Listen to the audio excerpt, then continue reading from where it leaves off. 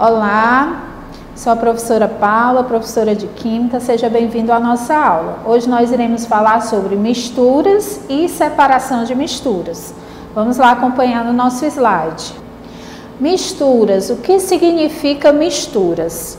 É a união física de duas ou mais substâncias e a maior parte delas pode ser separada por métodos físicos, que é o que nós vamos ver mais na frente em separação de misturas. Nós vemos aí que há dois tipos de misturas. A mistura heterogênea, onde eu observo na mistura de dois componentes ou mais, duas fases diferentes, duas fases distintas ou mais. E na mistura homogênea, ao diluir, por exemplo, o sal na água, eu observo, após a mistura, apenas uma fase, apesar de ter mais de um componente fazendo parte dessa solução. Por que solução? Misturas eu também posso chamar de solução. Continuando no nosso slide. Vamos detalhar aí para vocês o que significa misturas homogêneas. É aquela cujos componentes soluto e solvente não se distinguem visualmente, ou seja, ao olhar para a minha mistura, eu não identifico substâncias diferentes, eu observo apenas uma solução visivelmente. Ela apresenta uma única fase que tem as mesmas propriedades por toda a sua extensão. Vou dar uma pausa antes de mostrar o exemplo para vocês, para explicar o que significa soluto e solvente em uma solução. Então, olhando aqui para a lousa, eu tenho uma solução, ou uma mistura, em que faz parte dela o soluto e também solvente. Qual vai ser o soluto da minha mistura? Vai ser aquele que estiver em menor quantidade. E quem vai ser o solvente da minha solução ou mistura será aquele em que tiver a maior quantidade. Ou seja, em uma solução que eu tenho álcool misturado com água, se eu tiver uma solução de 100 ml, 20 ml for de álcool e os 80 ml restantes forem de água, quem será o soluto e quem será o solvente? O soluto será o álcool, por quê? Porque ele está em menor quantidade. Então, aqui será o nosso soluto. E a água, que está em maior quantidade da minha solução, será o solvente. Inclusive, a água é considerada na química o nosso solvente universal. Então, quando numa questão de soluções, de misturas, for colocado, foi misturado a um solvente universal e não citar que é água, vocês já saberão que solvente universal é a água. Então, vamos voltar para os nossos slides. Então, exemplos de misturas homogêneas. Nós temos aí o ar atmosférico, ligas metálicas e água potável. Por que a água potável ela é considerada uma mistura homogênea? Porque é uma mistura de vários itens, de várias substâncias para a água do nosso consumo. A água potável é uma água que pode ser consumida. Então, por exemplo, a água mineral ou adicionada de sais, que nós compramos para o consumo da nossa casa, os garrafões de 20 litros. Basta você observar que tem os informes nas etiquetas, né, que vem no garrafão, que lá você vai observar sódio, você vai observar alguns outros sais e água, né? Então é uma mistura. Ao observar aquela água que você coloca em seu copo para consumir, você não vê os sais que estão presentes nela. Então ela é uma mistura homogênea.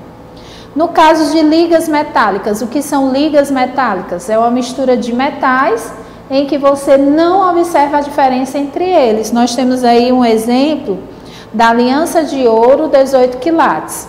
A aliança de ouro, como você observa aí no slide, ela é uma mistura, apesar de você não ver, né? Você vê uma uniformidade da aliança de ouro, ela é uma mistura de ouro, prata e cobre. Mas você não observa na sua aliança uma parte de ouro, uma parte de cobre, uma parte de prata. Você vê unificado ela toda amarelinha, como se fosse somente ouro, mas na verdade é uma liga metálica, uma mistura de metais. Vamos agora aí continuando nos nossos slides sobre misturas heterogêneas. São aquelas em que seus componentes ou fases podem se distinguir visualmente, ou seja, nós conseguiremos ver a diferença entre as substâncias que forem misturadas. Um exemplo: granito, concreto, mistura de farinha e água. Se você misturar farinha e água ou água e areia, você observa que a água e a farinha, ao serem misturadas, a farinha se deposita no fundo do copo e a água fica acima. E aí a gente relembra da aula anterior, né? Por que também elas não se misturam? Porque as densidades são diferentes. A densidade da farinha é maior, então ela se deposita no fundo. E da água será menor, ela fica em cima. A mistura de água e areia também acontece da mesma forma. E água e óleo também.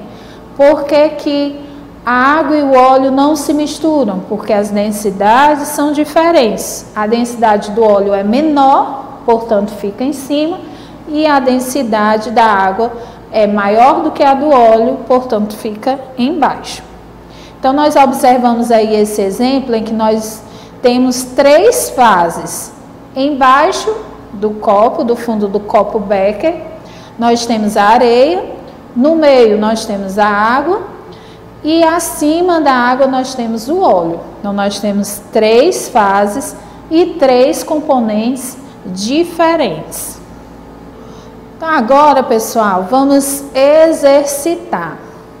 Nós temos aí nesse slide 2 questões, sendo a primeira a 5ª questão da atividade de vocês da apostila. Vamos acompanhando aí no slide.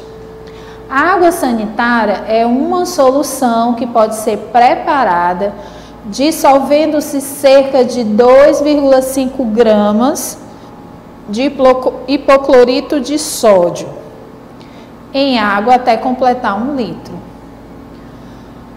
Identifique o soluto e o solvente nessa mistura. Então vamos lá aqui para a lousa. É o que eu acabei de informar para vocês na nossa explicação anterior. Como eu já informei para vocês, né? Solução se divide em soluto e solvente. O soluto é aquele que tem menor quantidade e o solvente é aquele que tem maior quantidade. O que é que diz na nossa questão?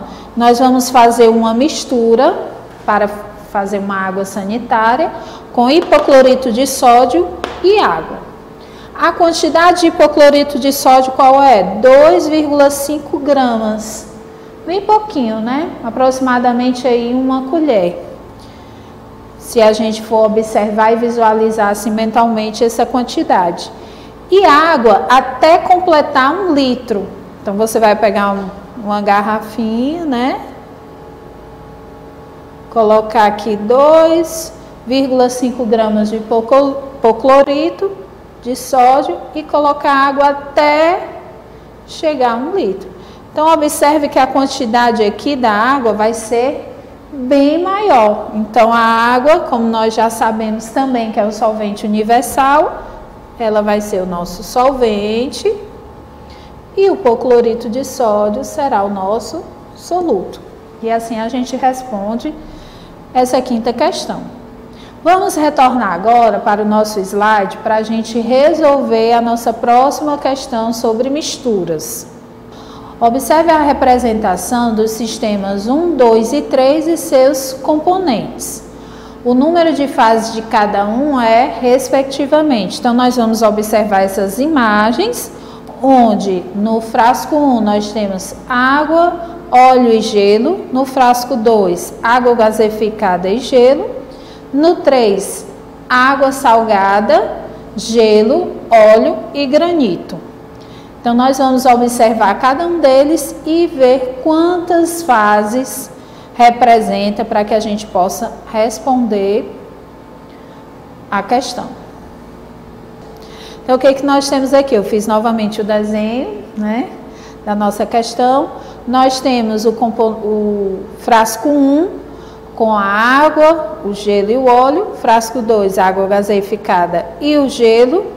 Aqui nós temos no 3 o granito, água, gelo e óleo. E a questão pede a quantidade de fases de cada frasco. Então, no 1, eu tenho quantas fases?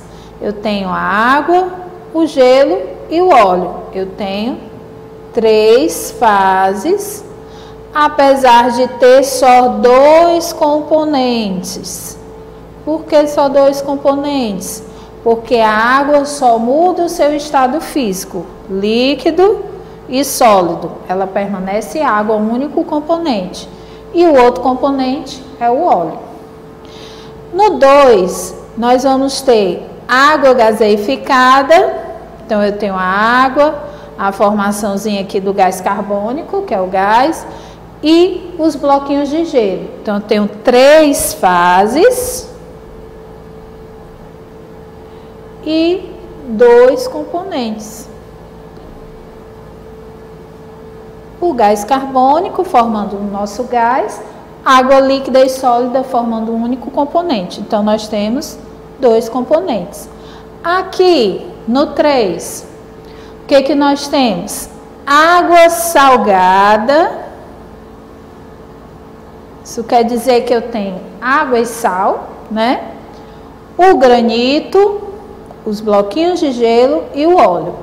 Apesar da água ser salgada, ter um componente sal aí, o cloreto de sódio misturado na água, eu não consigo visualizar o cloreto de sódio, o sal. Então, eu conto apenas como uma fase. Então, uma fase da água salgada, 2 com o granito, 3 com os bloquinhos de gelo e 4 com o óleo. Então, no 3, eu vou ter 4 fases. A água é um componente, o sal é 2, o granito 3, o gelo é a mesma água, então permanece 3, e o óleo 4. 4 componentes.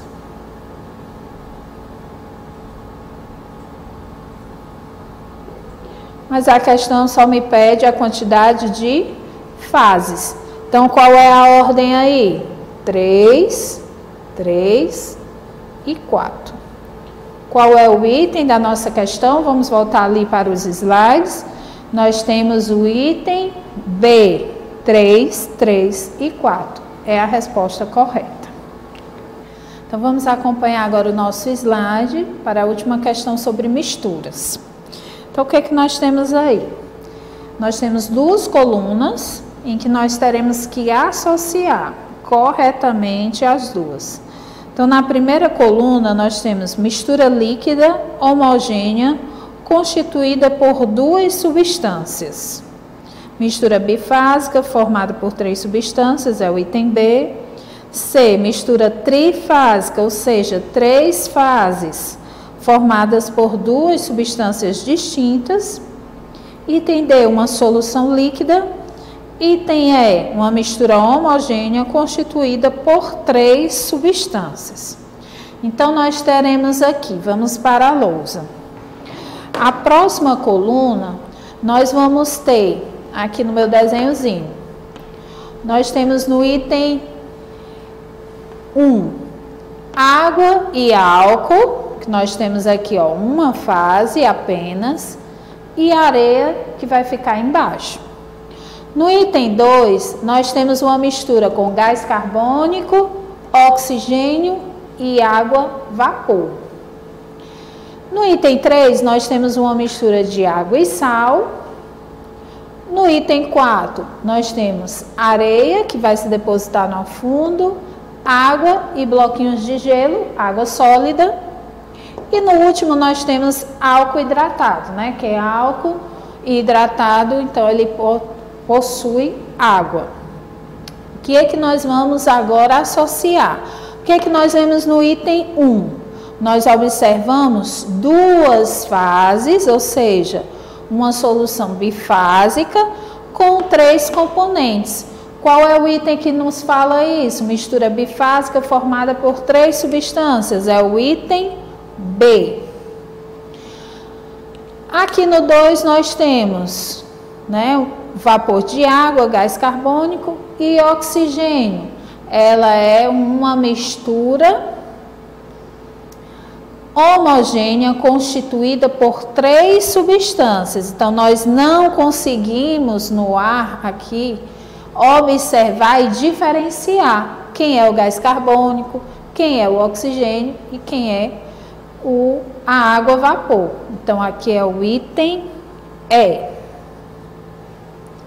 Água e sal é uma mistura que nós temos 2 componentes, mas observamos apenas uma fase. Então, é uma mistura homogênea com 2 componentes.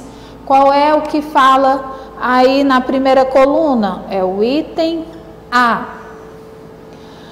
No 4, nós temos areia, água e gelo. Nós temos 3 fases diferentes. E nós observamos 2 componentes, é trifásica, 1, 2, 3, mais 2 componentes, areia, água líquida e água sólida. Água líquida e sólida continua sendo um único componente. Então, aqui o item que fala nessas observações é o item C. Álcool hidratado, ela é uma solução líquida homogênea e solução líquida. Qual é o item que nos referencia dessa coluna? É o item D de dado.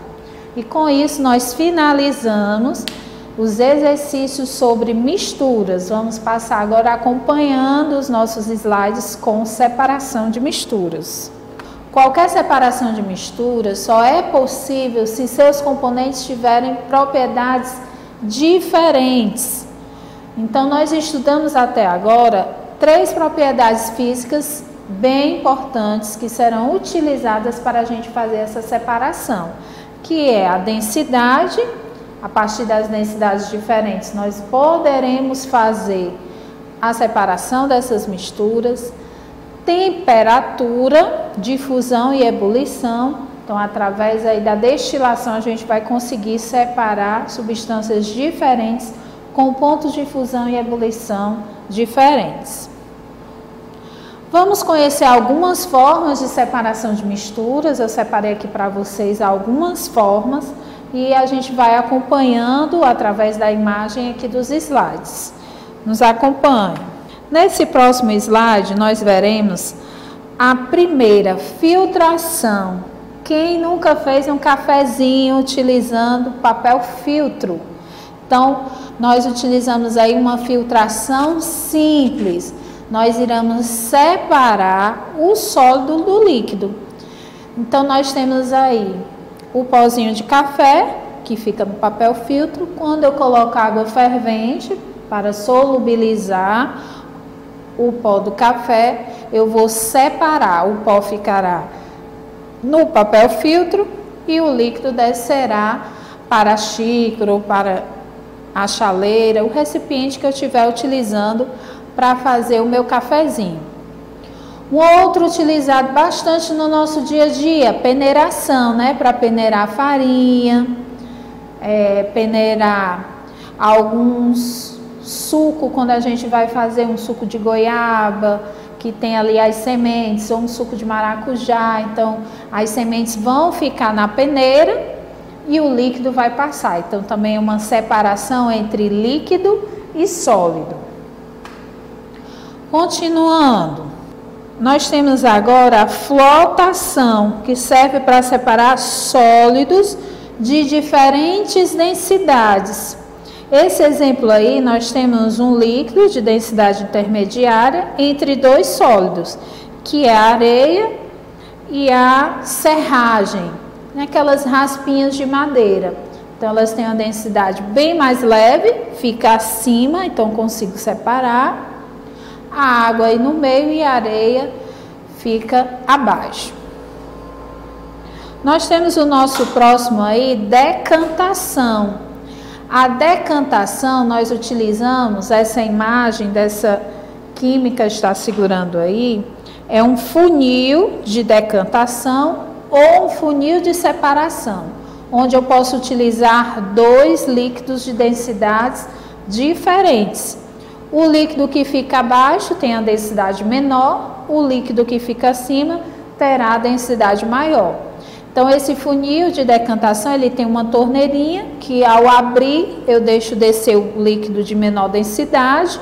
Quando se aproximar do próximo líquido de maior densidade, eu vou fechar essa torneirinha, mudo o meu copo Becker para receber a próxima substância de densidade maior. Então, aí eu consigo separar dois líquidos de densidades diferentes através do funil de decantação. No nosso próximo slide, nós temos aí a extração com solvente, que serve para separar sólidos, líquidos e líquidos de sólidos, com solubilidades diferentes, ou seja, de soluções diferentes. Adiciona-se à mistura um solvente que dissolva apenas um dos compostos. O solúvel é removido com o solvente. Exemplos de misturas que nós podemos utilizar por separação de solventes é óleo de sementes, separação de solventes e etc. Nós temos aí a dissolução fracionada, onde eu vou utilizar um funil simples e papel filtro, utilizado para misturas heterogêneas de sólidos, quando um dos componentes é solúvel em um líquido e o outro não. O que acontece? Na mistura, por exemplo, de água, sal e areia, o sal dissolve-se na água, que é o solvente, consegue passar pelo papel filtro e fica apenas no papel filtro a areia, pois a areia não se solubiliza na água. Então, eu consigo fazer uma dissolução fracionada, por frações. No nosso próximo slide, nós vamos falar de centrifugação, utilizada para separar um ou mais sólidos suspensos em um líquido. Quando o sólido apresenta grãos muito finos, a separação por filtração ou decantação pode se tornar muito difícil. Então, a centrifugação é a maneira mais correta de se usar. A mistura, ela é girada com velocidade muito elevada na centrífuga e a força centrífuga gerada acelera a deposição da fração sólida no fundo do tubo da amostra. Essa amostra que é muito comum para ser utilizada é a amostra de sangue nos tubos de ensaio, quando a gente coleta esses exames de sangue em laboratório, de análise clínica, secagem de sal, máquinas de lavar roupa, quando a gente centrifuga a nossa roupa, a gente tenta ali tirar o máximo do líquido que continua ainda na roupa, para que seja mais rápida a secagem. Nós temos em seguida a separação magnética. É quando um dos componentes da mistura é uma substância ferromagnética, ou seja, ela consegue ser atraída por um ímã. Exemplo, ferro, níquel, cobalto. Então, Por exemplo, se eu misturar limalhas de ferro com sal, como é que são duas substâncias sólidas, como é que eu consigo separar essas duas substâncias? Eu aproximo o ímã retirará essa limalha de ferro e ficará somente o sal. Nos nossos próximos exemplos aí, nós temos a destilação simples. Nesse próximo slide de separação de misturas, nós iremos falar da destilação simples, onde nós temos abaixo da nossa imagem a chama através do bico de Bilson, ela vai aquecer a minha solução que nós temos aí de água e sal. Essa solução está depositada no balão de destilação, que é utilizado exclusivamente para destilação simples. Acima nós temos um termômetro. Por que nós temos o termômetro? O termômetro ele vai demonstrar o ponto de ebulição da água. O que é importante das nossas aulas anteriores para dar continuidade nesse assunto? É que aí nós utilizamos o ponto de fusão e o ponto de ebulição. Nesse caso aqui, o ponto de ebulição da água, quando aquecida a 100 graus Celsius, ela separa-se do sal, que tem um ponto de ebulição diferente, um ponto de ebulição maior. Por isso que ele permanece no fundo do balão, enquanto a água começa a evaporar e a passar para o condensador. No condensador, nós temos um tubo interno, porque ao redor desse tubo interno, dentro do condensador, há uma passagem e saída de entrada e saída de água fria e água quente, para que diminua a temperatura e a água que está passando no vapor dentro desse tubo volte a ser líquida. Então, a entrada de água fria resfria o tubo por onde está passando a água vapor, sai para o outro lado a água quente, então a água é corrente, fica passando o tempo todo a água fria para que a água não esquente e não mantenha a água em vapor. A nossa intenção é que essa água seja condensada, ou seja, passe do vapor para o líquido. Então, passa pelo condensador o vapor de água e como é resfriado por essa passagem de água fria, cai no Erlenmeyer, que é uma outra vidraria aí do laboratório, somente a água líquida sem o sal. Então, é uma destilação simples. Eu aqueço a minha solução salina, o ponto de ebulição da água é diferente do sal, evapora-se somente a água no ponto de ebulição a 100 graus Celsius e a água se torna vapor, passando pelo condensador. No condensador, esse processo é resfriado em água corrente e fria, até chegar no Erlenmeyer, água líquida. Vamos agora passar para o nosso próximo slide, o próximo processo de separação de misturas. Nós temos aí, gente, agora a evaporação, um tipo de separação de misturas do nosso dia a dia, né? Como é que o sal chega no pacotinho até as nossas casas? Ele é feito um processo de separação da água do mar através da evaporação, uma vaporização, como a gente viu em aulas anteriores, que acontece de forma lenta. Então, nas salinas, o que acontece? São feitas essas valas, nessas valas é colocada a água do mar e ao longo do tempo, essa água vai evaporando e vai ficando nessas valas somente o sal. Como a gente acabou de ver anteriormente na destilação simples, o ponto de ebulição do sal e da água são diferentes, então a água vai evaporando, né, para continuar o seu ciclo da água e vai ficando apenas o sal para ser coletado. Então essa coleta é feita, esse sal é lavado, empacotado industrialmente até chegar nas nossas casas. E mais um outro processo que é utilizado muito no nosso dia a dia e no nosso cotidiano. Nós temos aí a imagem de uma estação de tratamento de água. Como é que a água chega até as nossas casas?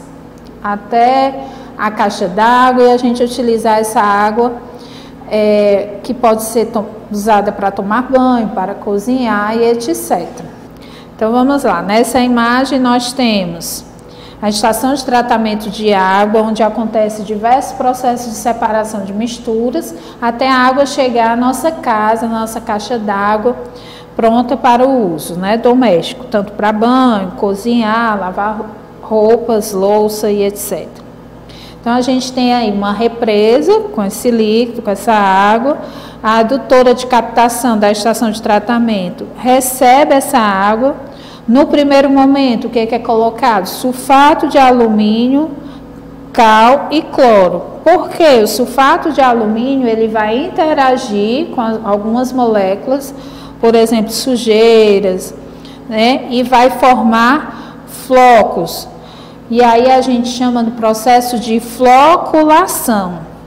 Esses flocos eles serão transportados para um terceiro recipiente, onde a gente fará a decantação. O que é a decantação? Esses flocos irão decantar no fundo desse recipiente que está recebendo essa água com os flocos. Depois da água decantada, será passado por um processo de filtração.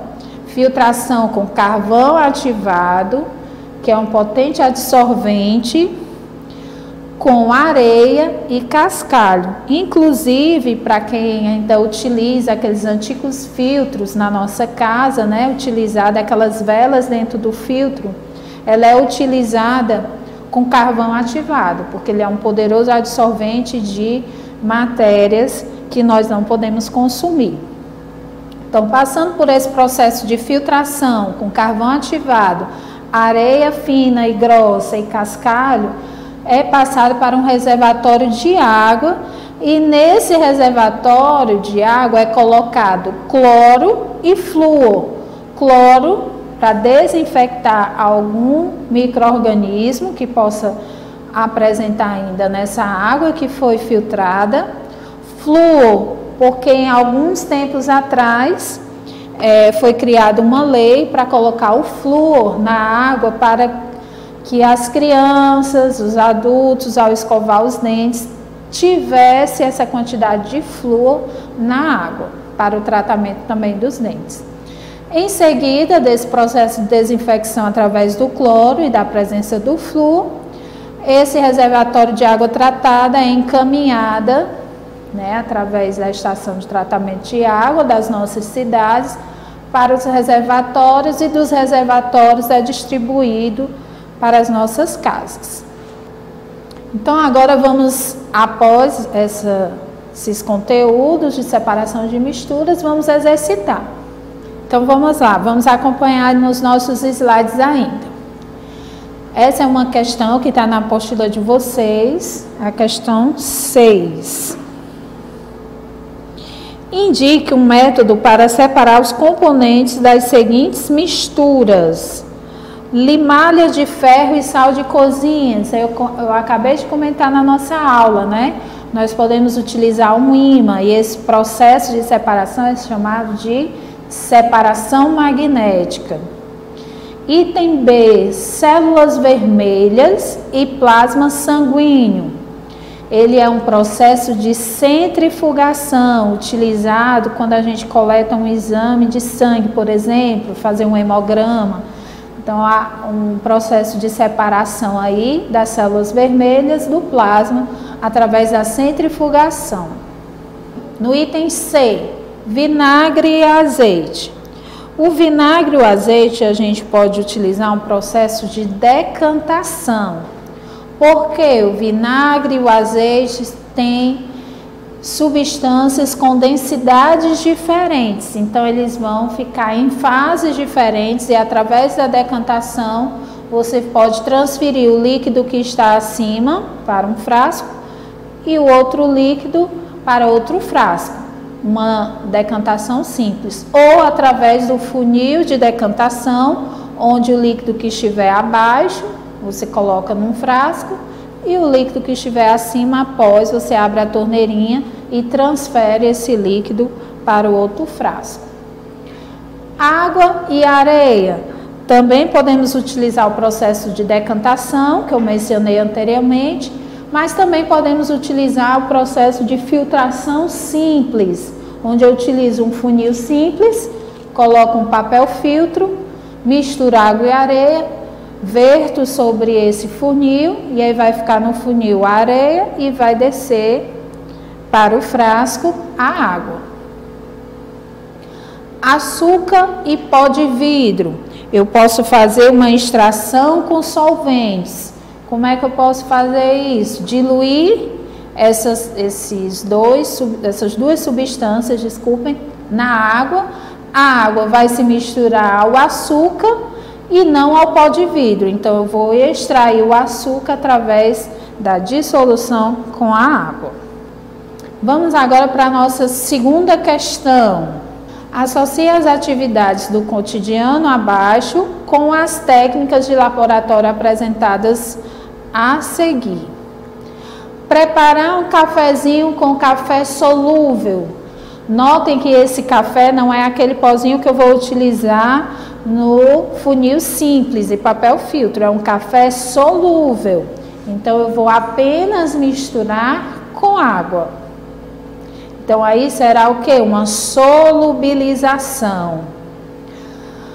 Preparar o chá de saquinho. Eu vou fazer o quê? Uma extração do sabor daquele chá para a água quente. Coar um suco de laranja. Eu vou utilizar um processo de filtração, que eu posso utilizar tanto papel filtro, mas é um processo mais demorado. O perfeito seria utilizar uma peneira. Então, eu posso fazer também um processo de filtração. Então, como é que ficaria para a gente responder a sequência correta? Preparar o cafezinho, ela é uma solubilização, é o 2. Preparar o chá de saquinho, como a gente já viu, extração 3. E coar um suco de laranja, é a filtração, é o item 1. Então, a sequência correta é 2, 3 e 1. Então, é o item A, o item correto dessa questão. E para a gente finalizar, uma questão do Enem sobre separação de misturas. Vamos ler lá e acompanhar a questão. Belém é cercada por 39 ilhas e suas populações convivem com ameaças de doenças. O motivo apontado por especialistas é a poluição da água do rio, principal fonte de sobrevivência dos ribeirinhos. A diarreia é frequente nas crianças e ocorre como consequência da falta de saneamento básico, já que a população não tem acesso à água de boa qualidade. Como não há água potável, a alternativa é consumir a do rio. Então, aí nós temos essa fonte. E a pergunta da nossa questão do Enem é o seguinte: procedimento adequado para tratar a água dos rios, a fim de atenuar os problemas de saúde causados por micro-organismos a essas populações ribeirinhas é a filtração, cloração, coagulação, fluoretação, decantação. Então, nós observamos na nossa aula, aos slides anteriores, do tratamento de água. E o que nós falamos? Que para retirar alguns micro-organismos da água a ser tratada, nós colocamos cloro. Então, o cloro, ele faz a desinfecção, retirando os micro-organismos da água. Então, a resposta correta para essa questão é o item B, cloração. É inserir o cloro no tratamento de água. Obrigada por terem acompanhado mais uma aula de Química e até a nossa próxima aula. Um grande abraço.